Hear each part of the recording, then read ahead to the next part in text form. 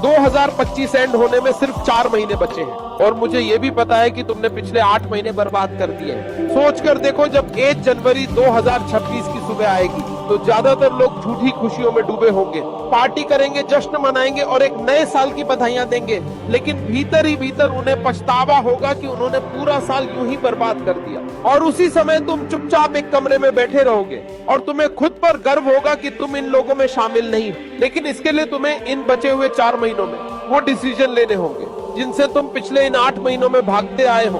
तुम्हारा बहुत बार मन करेगा कि छोड़ो यार, नहीं हो रहा, रहने देते हैं, लेकिन तुम्हें उस टाइम पर भी टिके रहना है, क्योंकि यही वो टाइम होगा जहां 99% लोग पीछे हट चुके होंगे और तुम्हारा सारा कंपटीशन खत्म हो चुका होगा।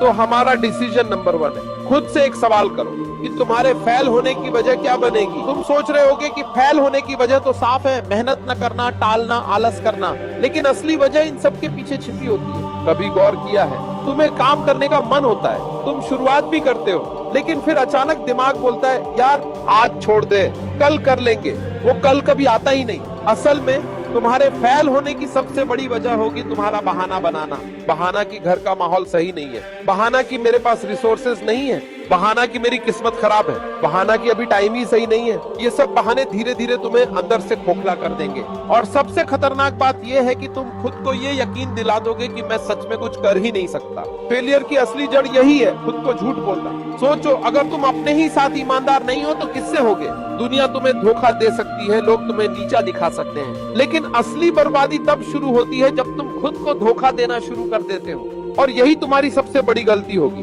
क्योंकि मान लो तुमने पढ़ाई बीच में छोड़ दी या किसी काम से हार मान ली, तो तुम्हारा कंपटीशन वो वहीं खड़ा रहेगा, लेकिन तुम अपने ही पैरों पर कुल्हाड़ी मार चुके होगे। तो सबसे पहला काम है, तुम्हें अगले 4 महीनों में सिर्फ एक चीज पर ध्यान देना है, और वो है ईमानदारी। अपने साथ, अपने लक्ष्यों के साथ, अपनी मेहनत के साथ। हर रोज खुद से पूछना है, आज मैंने सच में 100% दिया या फिर मैंने फिर से बहाना बना लिया। और अगर तुम फिर से बहानों की चादर ओढ़कर सो गए तो यकीन मानो तुम फिर से वहीं खड़े रहोगे जहां साल की शुरुआत में थे, और ये सोचकर तुम्हें जलन होगी कि तुम कर सकते थे, तुम्हारे पास मौका था, लेकिन तुम हार गए, वो भी खुद से।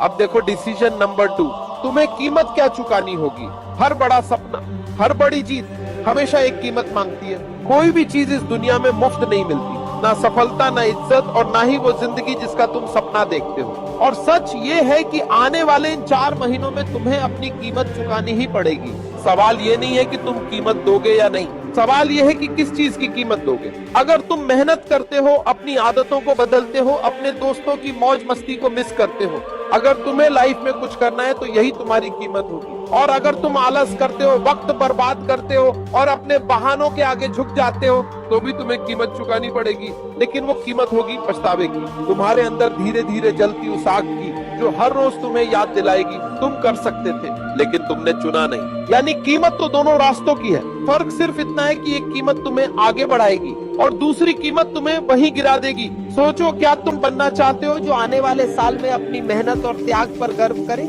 या वो इंसान बनना चाहते हो जो आने वाले साल में अपनी ही गलतियों का हिसाब चुकाता रहे।